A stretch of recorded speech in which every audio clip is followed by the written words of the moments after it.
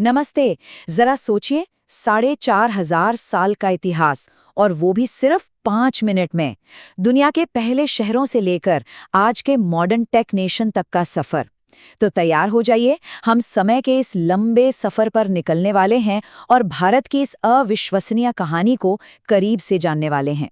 हाँ, लेकिन सवाल तो यही उठता है कि इतनी लंबी कहानी जो रोम और प्राचीन मिस्र की सभ्यताओं से भी पुरानी है, उसे आखिर बताया कैसे जाए? ये तो लगभग नामुमकिन सा लगता है ना? लेकिन इसका एक तरीका है, उन अहम मोड़ को पकड़ना, वो टर्निंग पॉइंट्स जिन्होंने सब कुछ बदल कर रख दिया। और आज हम ठीक यही करने वाले हैं। तो हमारा सफर शुरू होगा दुनिया की सबसे पुरानी शहरी सभ्यताओं में से एक सिंधु घाटी से। वहां से हम नए विचारों और फलसफों के जन्म को देखेंगे, गुप्त और मुगल जैसे बड़े बड़े साम्राज्यों का उदय और पतन महसूस करेंगे, और फिर आखिर में पहुंचेंगे 1947 में आज़ादी के संघर्ष तक। तो चलिए बिल्कुल शुरुआत से शुरू करते हैं। देखिए, भारतीय सभ्यता की जड़ें ना बहुत बहुत गहरी हैं। हम उस समय की बात कर रहे हैं जब पहले औजार पत्थर से बनाए जाते थे, लेकिन ये सिर्फ शुरुआत थी। इन छोटे छोटे कदमों ने एक ऐसी चीज को जन्म दिया जो कमाल की थी, इंसानियत के इतिहास की सबसे पहली और सबसे एडवांस्ड शहरी संस्कृतियों में से एक। तो पाषाण युग में क्या हुआ? इंसान ने एक बहुत बड़ी छलांग लगाई। पहले वो शिकारी थे, इधर उधर घूमते थे। धीरे धीरे उन्होंने बेहतर हथियार बनाना सीखा, आग का इस्तेमाल सीखा। लेकिन असली गेम चेंजर था खेती, एग्रीकल्चर। जब इंसान ने खेती करना शुरू किया तो वो एक जगह टिक कर रहने लगे, और बस यहीं से समाज की बुनियाद पड़ी। और फिर आती है सिंधु घाटी सभ्यता। 1 मिनट के लिए सोचिए, 4,000 साल से भी पहले यहाँ ऐसे शहर थे जिनकी सड़कें बिल्कुल सीधी थी, ग्रिड पैटर्न में। एक इतना जबरदस्त ड्रेनेज सिस्टम था और उनका व्यापार मेसोपोटामिया तक होता था। लेकिन सबसे हैरान करने वाली बात, उनकी लिखावट। आज तक उसे कोई पढ़ नहीं पाया है। एक बहुत बड़ा रहस्य है ये। ओके, तो अब हम समय में आगे बढ़ते हैं, एक ऐसे दौर में जहां बड़े बड़े साम्राज्य बनने लगे और साथ ही नए विचारों और फलसफों ने जन्म लिया जिन्होंने समाज को एक नई दिशा दी। वैदिक काल, ये एक बहुत बड़े बदलाव का समय था। लोग जो पहले चरवाहे थे, घुमंतू थे, अब खेती करने लगे और एक जगह बसने लगे।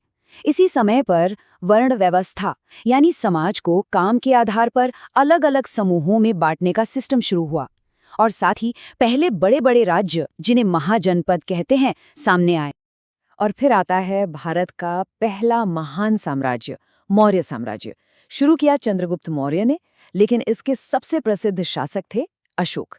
अशोक की कहानी बहुत दिलचस्प है। कलिंग में एक भयानक युद्ध के बाद उनका दिल बिल्कुल बदल गया। उन्होंने हिंसा छोड़ दी, बौद्ध धर्म अपनाया और फिर अपने शांति के संदेश को पत्थरों पर खुदवाकर पूरे साम्राज्य में फैला दिया।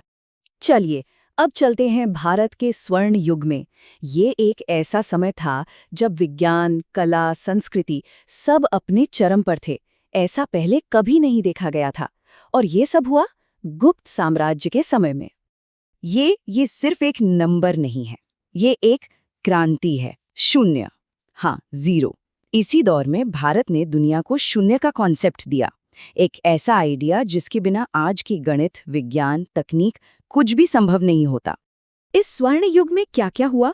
कालिदास जैसे महान लेखक, दशमलव प्रणाली विकसित हुई, सुश्रुत ने सर्जरी पर काम किया, और अजंता एलोरा जैसी अविश्वसनीय कलाकृतियां बनी। सच में कमाल का दौर था ये। ओके, अब आगे बढ़ते हैं मध्यकाल।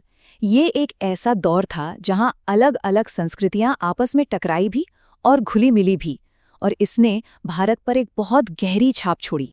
तो उस वक्त का भारत कैसा था? एक मोज़ेक जैसा, जहां कई ताकतवर राज्य थे। उत्तर में दिल्ली सल्तनत का राज था, दक्षिण में था समृद्ध विजयनगर साम्राज्य, और पश्चिम में मराठा शक्ति बढ़ रही थी। लेकिन एक ऐसी ताकत आने वाली थी जो इन सब पर हावी हो जाती, मुगल साम्राज्य। मुगल शासन को समझना है ना, तो बस इन दो सम्राटों को देख लीजिए। एक तरफ थे अकबर, जिनकी नीति थी सुलह कुल, यानी सबके साथ शांति। वो धार्मिक सहिष्णुता को बढ़ावा देते थे। और दूसरी तरफ औरंगजेब, जो अपने सख्त और कट्टर शासन के लिए जाने जाते थे। ये साफ दिखाता है कि कैसे एक शासक की सोच पूरे साम्राज्य का भविष्य तय कर सकती है। और अब कहानी उस मोड़ पर आती है जहां से शुरू हुई आज़ादी की लंबी और मुश्किल लड़ाई। आज़ादी का ये सफ़र कई अहम पड़ावों से गुजरा। 1757 में प्लासी का युद्ध, जहां से ब्रिटिश शासन की नींव पड़ी। फिर 1857 का महान विद्रोह। उसके बाद 1885 में भारतीय राष्ट्रीय कांग्रेस का बनना। और आखिर में 1947, जब बड़ी मुश्किल से आज़ादी मिली, लेकिन उसके साथ ही देश का बंटवारा भी हुआ।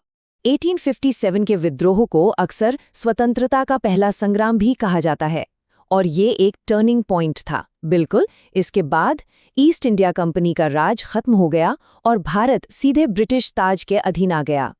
आज़ादी तो मिल गई, लेकिन अब भारत के सामने एक नया और शायद सबसे बड़ा चैलेंज था, एक आधुनिक लोकतांत्रिक राष्ट्र बनाना। तो आज़ाद भारत को बनाने का काम शुरू हुआ। सबसे पहले 1950 में संविधान, जिसने दुनिया के सबसे बड़े लोकतंत्र की नींव रखी। फिर आए पंचवर्षीय योजनाएं, जिससे औद्योगिक विकास को बढ़ावा मिला।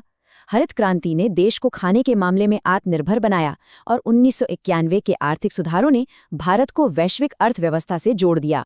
तो सिंधु घाटी से लेकर इस डिजिटल युग तक भारत के इतिहास का सफर वाकई कमाल का रहा है। लेकिन ये कहानी यहाँ खत्म नहीं होती। हजारों सालों के इतने बदलावों को देखने के बाद अब सबसे बड़ा सवाल ये है कि भारत के इतिहास का अगला अध्याय क्या होगा।